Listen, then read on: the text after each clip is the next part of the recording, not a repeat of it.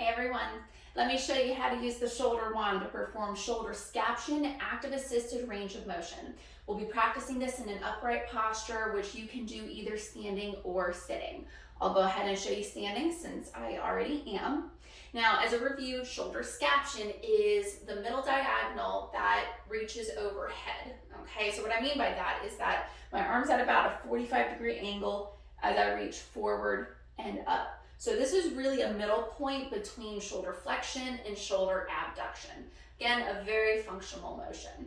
So I'm going to use my right arm as demonstration, pretending that this is the side needing help. It might be injured, weaker, tighter than the other side. Whatever the case, it needs assistance. So that arm is going to hold on to the curved end of the wand.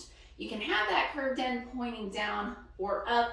It's just whatever feels most comfortable for you. It really won't make a difference for the exercise which way it's facing, okay? Now my opposite arm can really hold on whatever portion of the wand that I feel most comfortable with. I will say as we start to move out on more of an angle away from the shoulder, you might find it a little easier to have that side help if it's holding on towards the opposite end of the wand. But you can play with it and see what feels most comfortable. Okay, so I am going to start with my arm by my side. My palm is facing me and my thumb is forward, but then I do want to start moving a little bit out on a diagonal. You see my angle changes just a little bit. Now my stronger side is going to help push the side needing help on that 45-degree angle forward and up. I'm going to hold for about 5 seconds at the top of my range, and then I'll bring it down. Work your way up with the range. Don't force the motion to see how far you can go the first time. Have something to work towards.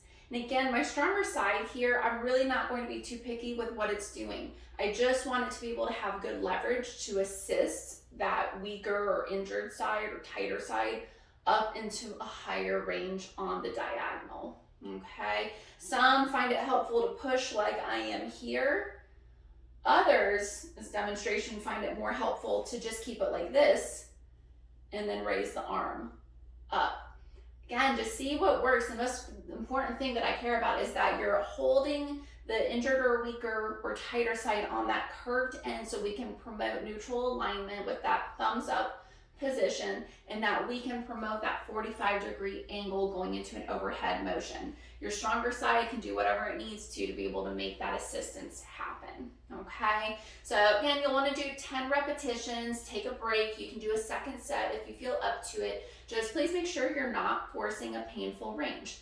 Discomfort is okay, but pain is something we definitely want to try to avoid.